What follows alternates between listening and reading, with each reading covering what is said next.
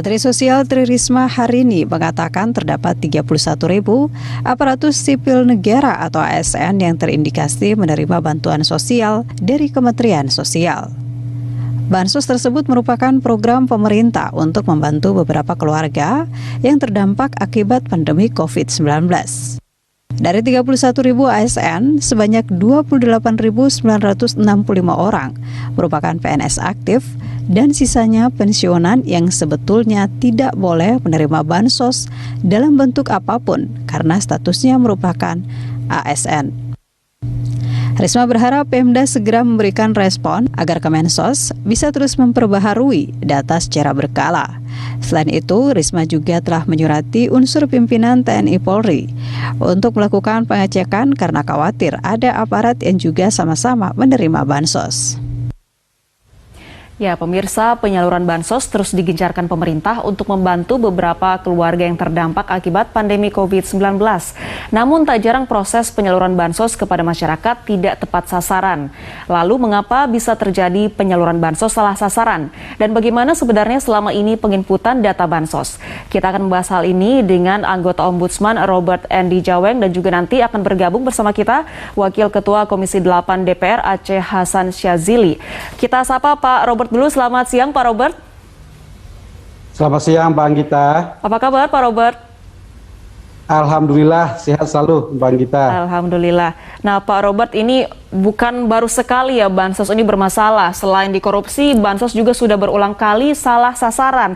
Ini sebenarnya kalau dari yang dilihat oleh Ombudsman, seperti apa penginputan data bansos selama ini? Apakah memang mungkin pemerintah di daerah ini jarang atau malas begitu melakukan pembaruan data? Ya, karena saking seringnya ini terjadi dan berulang terjadi, kami di Ombudsman sampai kemudian menyebutnya sebagai maladministrasi data. Ini adalah soal banyak praktik tentu saja, penundaan berlarut-larut ya atas masalah data, kemudian juga penyelewengan di lapangan dan sebagainya gitu ya. Dan kita meminta pihak Kementerian Sosial untuk benar-benar serius membenahi persoalan data ini karena pangkalnya hulu dari semua problem carut-marut distribusi bansos itu berasal dari data yang memang juga sudah carut-marut. Mbak Gita, kalau kita melihat proses sampai kemudian data itu menjadi data DTKS ya, data terpadu kesejahteraan sosial, itu kan pintu masuknya beragam ya. Ada yang melalui usulan dari pihak pemerintah daerah, ada juga usulan yang langsung disampaikan oleh masyarakat sendiri. Kalau ternyata misalnya dia tidak masuk ke usulan pemerintah daerah gitu ya. Kemudian ada juga pintu usulan lewat geotagging misalnya.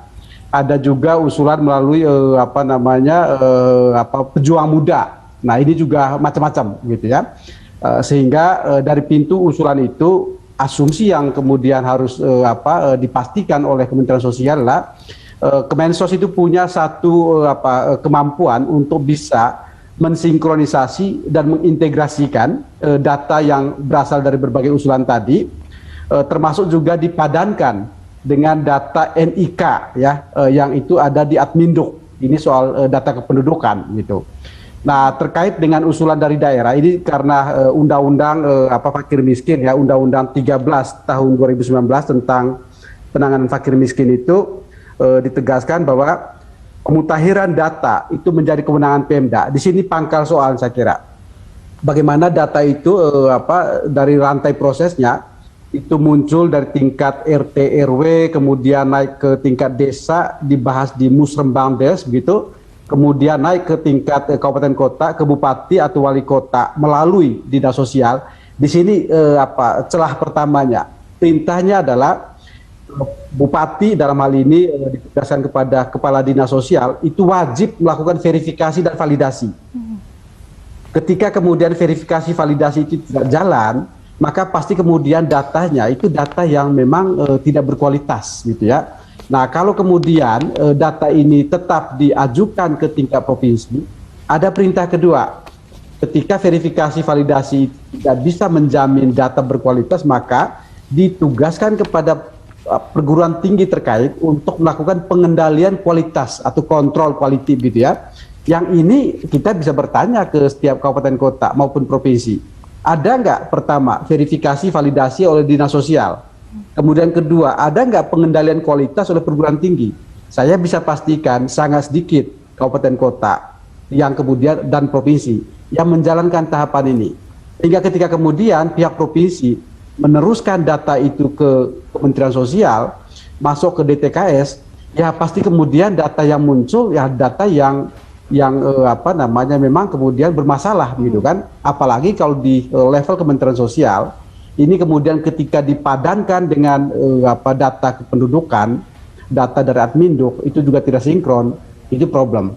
Nah, ini problem berlapis-lapis seperti ini yang kemudian kita meminta agar di masa-masa seperti ini Kementerian Sosial harus benar memperkuat pemutakhiran ya updating data yang hari ini saya kira memang masih belum beres benar. Kemudian juga ada sinkronisasi dan sinergi antar wali data. Wali data ini juga penting, yang nyebarnya di beberapa tempat, termasuk di Kementerian Sosial dan sebagainya, begitu. Dan kemudian kontrol di lapangan ini, Mbak Gita. Karena begini, munculnya ribuan ASN yang menerima bansos itu kan hasil geotagging dari Kementerian Sosial. Tetapi penting untuk dicatat bahwa jumlah ini saya bisa perkirakan itu belum tentu mencerminkan kondisi sesungguhnya, karena geotagging ini hanya dilakukan di wilayah perkotaan. Kita bisa membayangkan bagaimana daerah-daerah kabupaten sampai pada tingkat desa, sampai pada tingkat kelurahan yang ada ASN-nya itu masih belum dilakukan upaya untuk geotagging yang berbasis data spasial. Itu kalau dilakukan semua mungkin akan lebih banyak lagi, Mbak Gita. Mungkin akan lebih banyak lagi mereka yang tidak berhak mendapatkan bansos, tetapi karena kontrol atau monitoring yang tidak kuat tadi, begitu membuat kemudian seolah-olah mereka itu menjadi orang atau keluarga penerima manfaat (KPF) gitu ya, yang itu tentu tidak benar karena bukan ke sana sasaran dari bansos ini.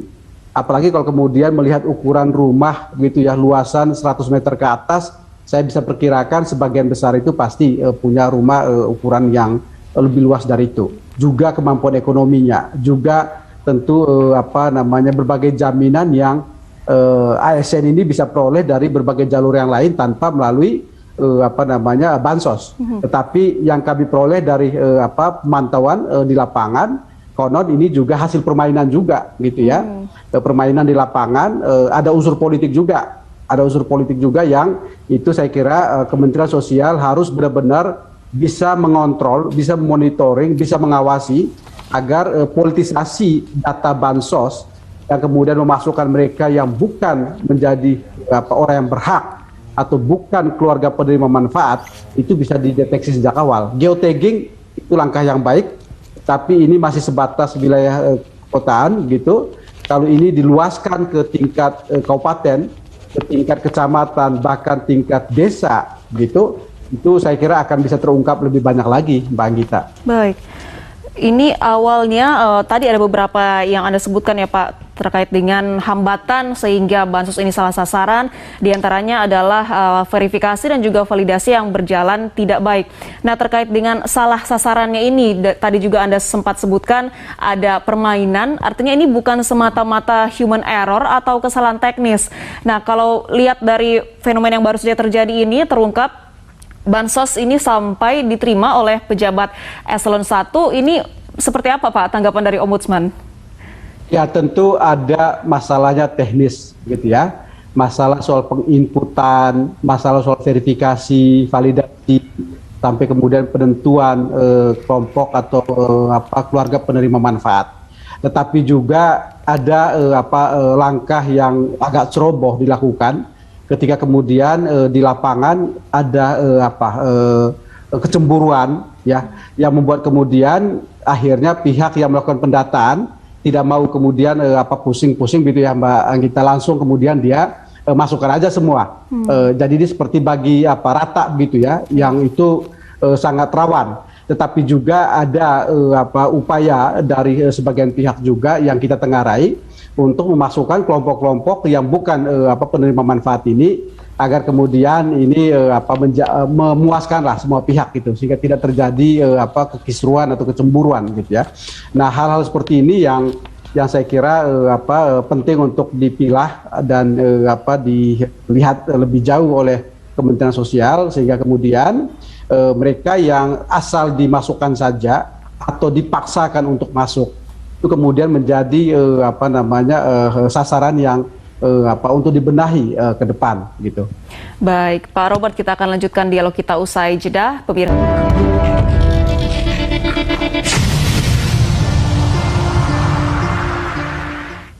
Ya, kita lanjutkan dialog kita siang ini masih bersama dengan anggota Ombudsman Pak Robert Endi Jaweng, dan kini sudah bergabung juga bersama kita Wakil Ketua Komisi 8 DPR Aceh Hasan Syadzili. Saya mau tanya ke Pak Aceh dulu nih. Pak Aceh, di segmen sebelumnya Pak Robert sudah menjelaskan terkait dengan bansos yang salah sasaran ini ada permasalahan teknis begitu, kesalahan input data, dan juga dari temuan Ombudsman ini terindikasi ada permainan di lapangan. Kalau tanggapan dari Pak Aceh seperti apa, Pak?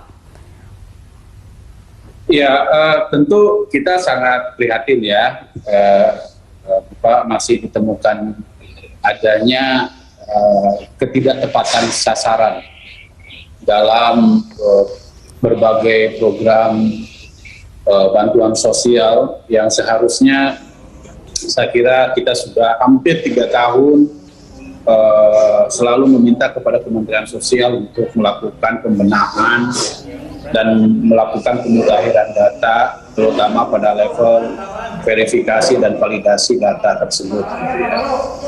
Nah, ya 35.000 itu bukan sedikit, itu banyak sekali.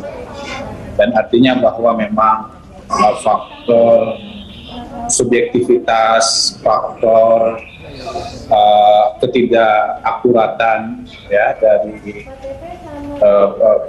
pihak yang melakukan pemutahiran data dan verifikasi data tersebut memang kerap kali terjadi. Gitu. Harusnya itu tidak terjadi karena kita tahu bahwa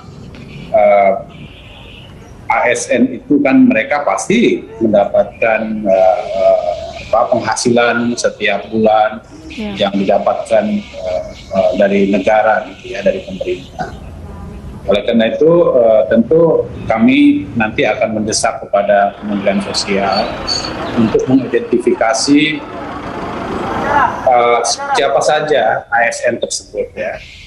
Karena kalau misalnya ASN-nya golongan 1 sih masih kita pertimbangkan untuk diterima ya. Tetapi kalau misalnya ASN-nya golongan 2, 3, bahkan 4 gitu ya, saya kira itu sudah di luar nalar kita gitu. Karena banyak juga di antara penduduk kita yang sangat berpenghasilan rendah ya, yang mereka memang kalau dari segi pendapatan dan pengeluaran itu sangat-sangat minim gitu ya. Jadi oleh karena itu kami pasti akan mengklarifikasi kepada Kementerian Sosial, apalagi ini diungkapkan oleh Menteri Sosial sendiri ya, dan hal tersebut seharusnya kan kalau sudah tahu ada ketidaktepatan sasaran kan seharusnya segera untuk diselesaikan gitu, dilakukan pemutahiran gitu ya. Walaupun memang kita juga tidak bisa melakukan sepenuhnya menyalahkan kepada Kementerian Sosial. Harus diakui bahwa proses verifikasi dan validasi data kemiskinan itu merupakan tanggung jawab pemerintah daerah. Ya. Karena kita tahu bahwa menurut ketentuan Undang-Undang Penanganan Fakir Miskin, tugas dari pemerintah daerah adalah membantu Kementerian Sosial di dalam hal melakukan validasi dan verifikasi data kemiskinan. Yang tentu yang sangat kami sayangkan adalah bahwa ini pandemi sudah berlangsung 2 tahun.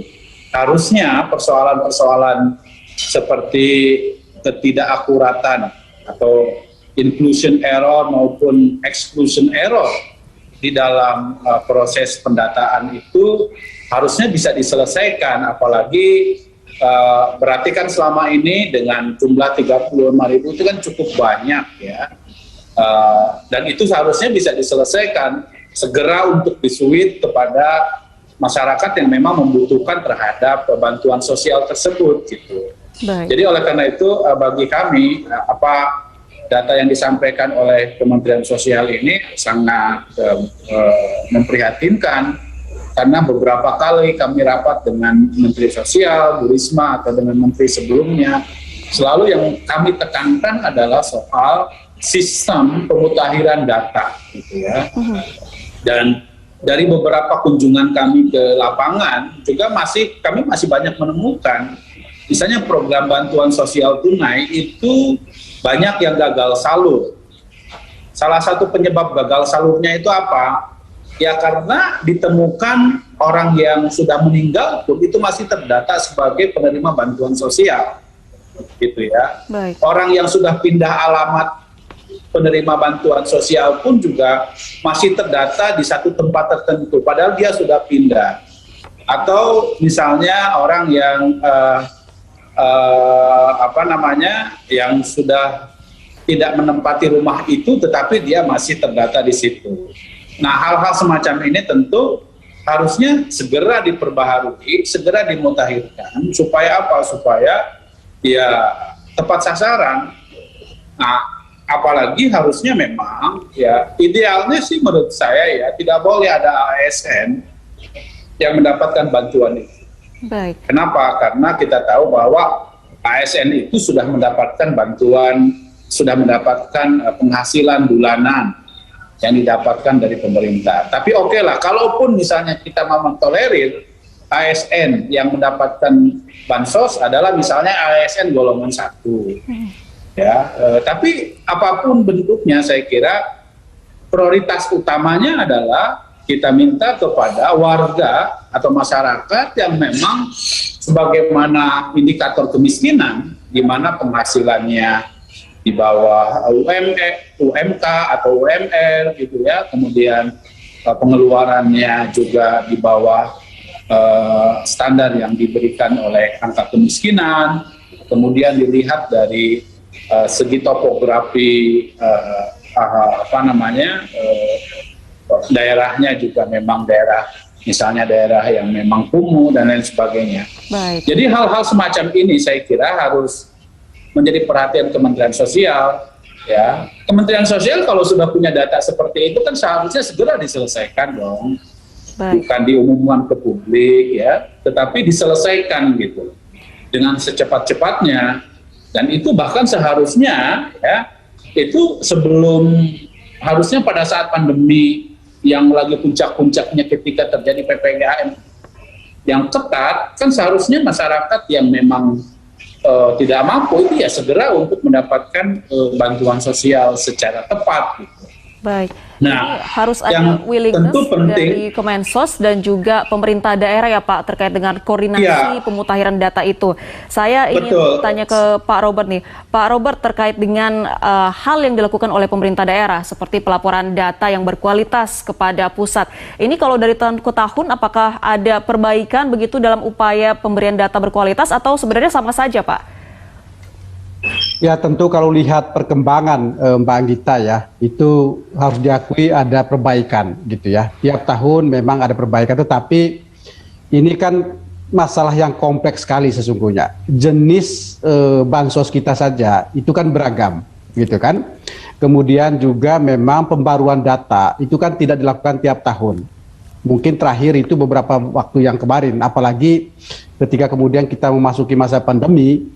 Ini antisipasi dan tingkat kapasitas respon dari pemerintah daerah ini juga tidak semuanya optimal gitu ya, tidak semuanya juga memang sesuai dengan yang diharapkan. Tetapi ini pentingnya tadi, ketika rantai proses pengusulan data itu menuntut suatu verifikasi, validasi yang dilakukan oleh dinas sosial di tingkat kabupaten kota terhadap usulan dari tingkat desa, begitu tidak banyak dilakukan.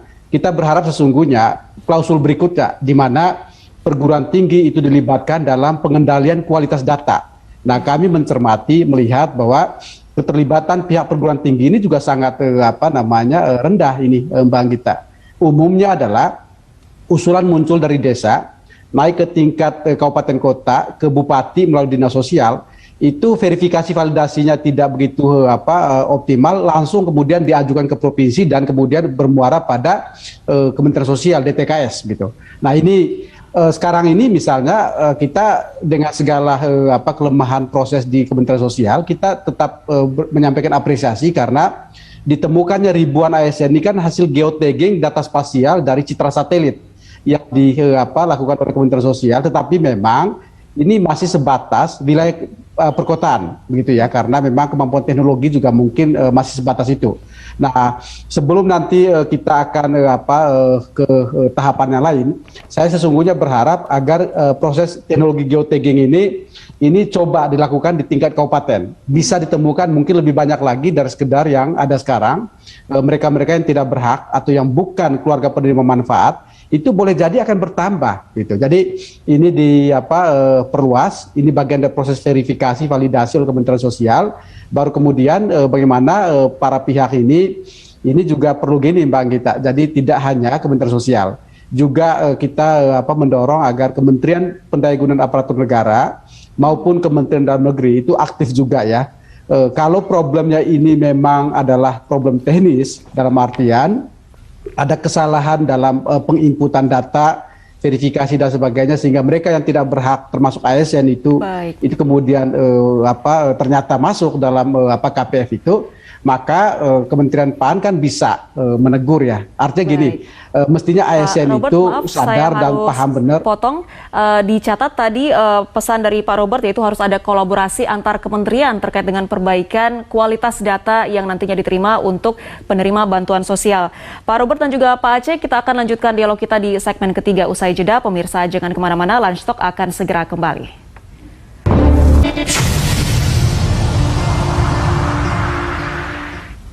Terima kasih Anda masih bersama kami, Pak Robert dan juga Pak Aceh. Kita tiba di penghujung segmen ini, waktu kita tinggal sedikit ya Pak. Ini yang saya catat dari segmen-segmen sebelumnya adalah masalah bansos yang berulang ini adalah problem yang sistematis dan bisa dikatakan sudah merupakan problem yang klasik begitu karena sudah berlangsung begitu lama dan berulang-ulang. Ini terkait dengan salah sasaran bansos. Apakah nanti sebaiknya perlu dibuat regulasi tertulis yang memang secara tegas mengatakan bahwa ASN tidak sebaiknya menerima bansos? Saya persilakan Pak Robert terlebih dahulu. Ya tentu pertama dilihat dulu sebab masalahnya Mbak Anggita ya. Kalau masalahnya itu teknis, artinya kesalahan itu bukan pada ASN tetapi pada pencatat datanya, penginputnya, verifikasi validasi, tentu yang dibenahi adalah mereka-mereka yang merupakan petugas dalam proses pendataan gitu ya. Tetapi kalau sebabnya adalah itu karena data yang kami terima juga, terutama di tingkat desa, kemudian kabupaten sebagian gitu, ada semacam pilih kasih begitu ya, mungkin karena soal dukung-mendukung pada saat pilkades atau pada saat pilkada gitu, yang membuat kemudian sebagian yang masih tidak masuk kemudian masuk. Tidak hanya soal ASN ya soal ini ya, tapi juga warga secara umum. Ini saya kira pihak Kemendagri itu perlu untuk kemudian menegur kepala daerah atau kepala desa yang memang melakukan upaya-upaya yang dalam tanda kutip bernuansa politisasi atas data bansos gitu ya. Nah terkait ASN ini saya sesungguhnya berpikiran gini Mbak Gita, kalau memang ASN itu punya rasa sadar diri bahwa dia tidak sepatutnya atau tidak selayaknya masuk ke kategori sebagai keluarga penerima manfaat atau kelompok sasaran, dan tetap dia kemudian masuk ke data yang ada dan tetap menerima, ini berarti kan rasa malunya yang tidak ada, kan pasti dia sadar. Mestinya kan, apalagi kalau tadi yang disampaikan Pak Aceh bahwa itu yang bukan golongan 1 misalnya, golongan 2 dan sebagainya itu tetap menerima, itu kan berarti kesadaran diri. Disitulah kenapa kemudian kita menghimbau agar Kementerian PAN juga perlu untuk melakukan penertiban ya terhadap aparatur negara yang masih saja menerima yang sesungguhnya bukan haknya dia gitu. Saya kira itu, Mbak Anggita. Baik. Saya ke Pak Aceh. Pak Aceh, bagaimana tanggapan dari Anda terkait dengan pembuatan regulasi yang nantinya mengatur secara tegas penerima bansos?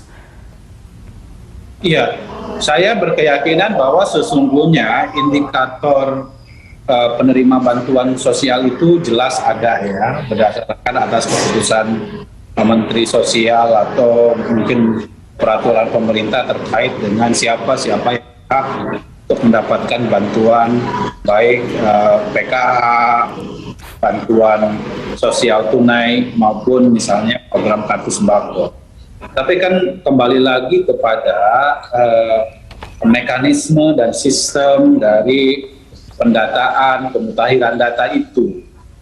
Nah, kalau misalnya potensi bagi adanya pemutahiran data yang bermasalah itu masih tetap terjadi, maka yang harus dibenahi adalah sistem dari verifikasi dan validasi data tersebut. Ya. Nah, kalau sistemnya dinilai bermasalah, maka seharusnya sistemnya segera diubah. Ya, kalau misalnya sistemnya tersebut dianggap sudah berhasil atau baik, gitu, tetapi faktor manusianya yang dinilai bermasalah, maka ya bisa diberikan sanksi kepada misalnya pencacahnya atau aparat yang melakukan pemutakhiran datanya.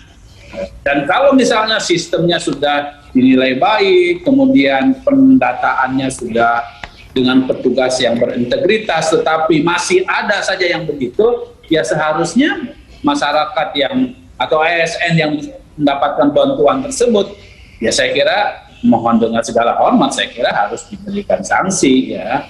Karena bagaimanapun bisa jadi ada ASN yang tiba-tiba dia merasa, oh kok saya dapat bantuan gitu ya, padahal saya tidak pernah mengajukan, tidak pernah minta, tetapi kok saya dapat bantuan karena mungkin dinilai rumahnya tidak sebagus daripada masyarakat yang lain misalnya. Tapi intinya menurut saya memang mesti ada proses pemutakhiran data secara transparan, terbuka, dan bisa disaksikan oleh masyarakat. Kalau memang dia memang tidak berhak untuk mendapatkan bantuan tersebut, maka sebaiknya ya jangan dikasih bantuan gitu. Nah, tapi Mbak Sika, ya saya kira yang paling penting benahi dulu sistem pemutakhiran data ini. Ya, karena apa? Karena dari hasil kami misalnya turun ke daerah juga, salah satu yang dikeluhkan oleh pemerintah daerah adalah sudah dilakukan input melalui 6NG, sistem informasi data dari program sistem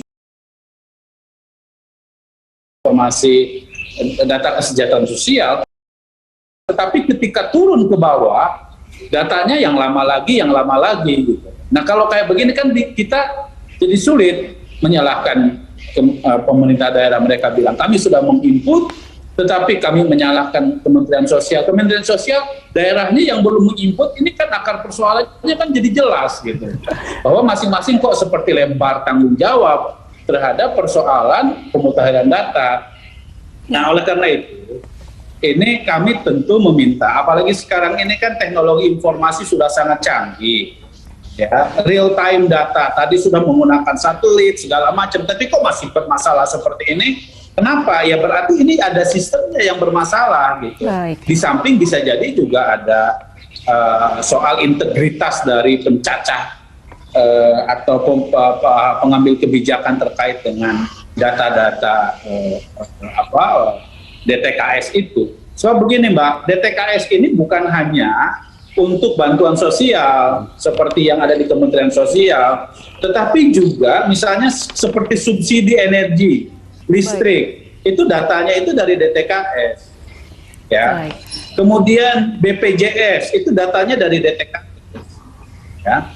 Jadi kalau orang yang mampu, tapi dia mendapatkan berdasarkan atas data DTKS tersebut masih dinilai bermasalah, maka harusnya ya orang ini segera disingkir. Ada orang yang lebih berhak untuk bisa mendapatkan bantuan sosial itu gitu. Nah, jangan sampai karena bermasalah di dalam soal pendataan tersebut atau soal DTK tersebut justru menimbulkan kecemburuan sosial di tengah masyarakat. Baik. Lalu inilah yang kemudian menimbulkan kerawanan, ya. Baik. Bagi Pak masyarakat Aceh, itu sendiri. mohon maaf saya potong, waktu kita sudah habis, sudah dicatat tadi yang disampaikan oleh Pak Aceh dan juga Pak Robert. Semoga dari problem yang terus berulang ini, pemerintah daerah maupun juga pemerintah pusat benar-benar mengambil langkah tegas untuk memperbaiki pemutahiran data dan juga penyaluran bansos agar lebih tepat sasaran nantinya ke depan. Terima kasih banyak Pak Aceh dan juga Pak Robert sudah berbagi informasi bersama kami siang ini. Salam sehat selalu.